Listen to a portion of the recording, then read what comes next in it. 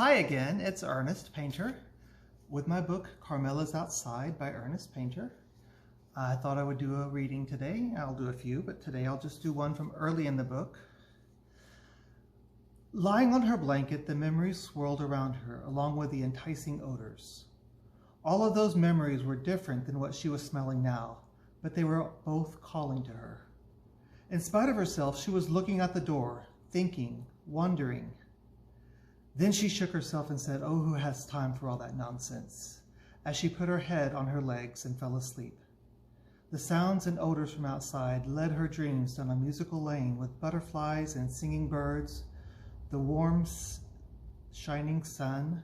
She, a much younger kitten, was running down the lane, chasing butterflies that were always just out of her reach. She opened her eyes and picked her head up.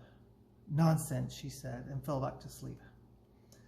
She woke up again about an hour later, and the door was still open. Raku was on the bed, curled up and sleeping. The adventure seemed to have taken a lot out of her.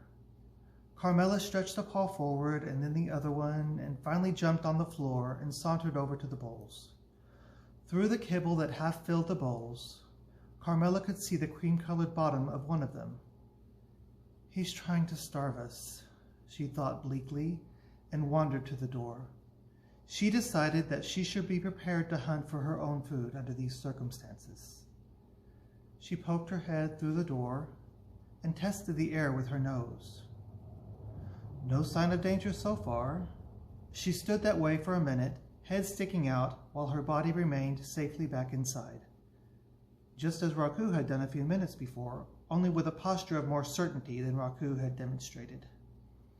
The patio outside the door was made of red bricks, and she could feel the heat radiating from them, calling to her, enticing her to sleep on them in the fresh air.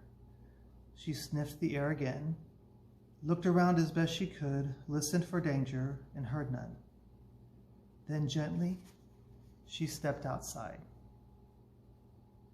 Thank you.